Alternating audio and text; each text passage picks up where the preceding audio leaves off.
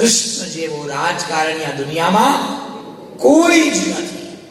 ક્યારે કોને ક્યાં પરણાવી દેવા સાહેબ જાણવું હોય તમારા કનૈયાથી જાણો. બોલો, તો હસવાની વાત કહું. બાકી લો, કૃષ્ણ ભગવાનના કહેવાથી અર્જુન 12 વર્ષ તપ કરવા માટે જંગલમાં ગયા.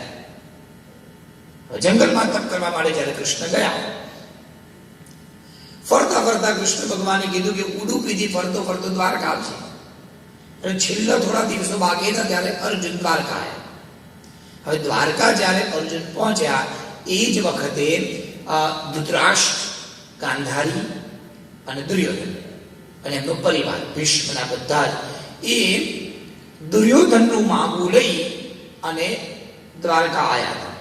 એમની ઈચ્છા એવી હતી કે કૃષ્ણ ભગવાન અને બલરામની બેન સુભદ્રાના લગ્ન એ દુર્યોધન જોડે થાય.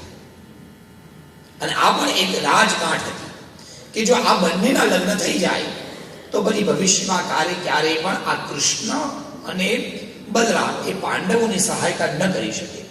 કારણ કે બહેનના જ્યાં લગ્ન થયા હોય ત્યાં સહાયતા કરવી પડે. અને આજકાલ તો સમય બદલાઈ ગયો, પણ પહેલાના જમાનામાં રાજઘરાનાઓમાં આવું બનતું. બે પરિવારોમાં સંબંધ બંધાઈ જાય એટલે એ બે પરિવારો એકબીજાનો દુશ્મન ના કહેવાય, એ મિત્ર બની જાય, એકબીજાનો વિરોધ ના કરી શકે. આવું બધું ગોઠવાઈ ગયું હતું. અને કૃષ્ણ ભગવાનને ખબર પડી કે આવું થવાનું. કૃષ્ણ ભગવાને રાજનીતિ શરૂ કરી. બેનને પૂછ્યું, બેન સુભદ્રા, બધું બરાબર છે? સુભદ્રા, હું શું કહું, બધું બરાબર છે. મોટા ભાઈ કેવું કરવું પડશે, તમે તો વચ્ચે બોલવાનું નહીં. કૃષ્ણ કે હું તો કશું જ નહીં બોલું, મોટા ભાઈ કેવું કરવું પડે તારે. એ હા પાડે તો હા, એ ના પાડે તો ના. એ કે ત્યાં બેસી જવાનું, પણ મને ન ગમે તો પણ બેસી જવાનું. મોટા ભાઈ કે ફાયદા. સારું, એ બધી વાત મૂક. તને રથ ચલાવતા આવડે છે? સુભદ્રા કીધું, મહેરબાની કર કનૈયા, આ જે પ્રોબ્લેમ આવ્યો એની વાત કર નહીં, મને રથ ચલાવવાની આવો પ્રશ્ન પૂછાય. રથ ચલાવતા તો આવડતો જ હોય ને, બસ તો કામ થઈ ગયું. ના, કે શું?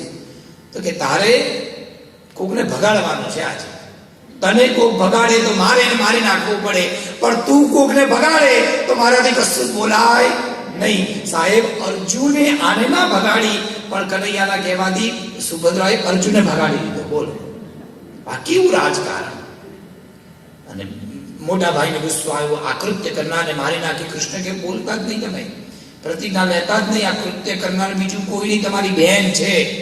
આ જે કર્યું બધું તમારી બહેને કર્યું છે.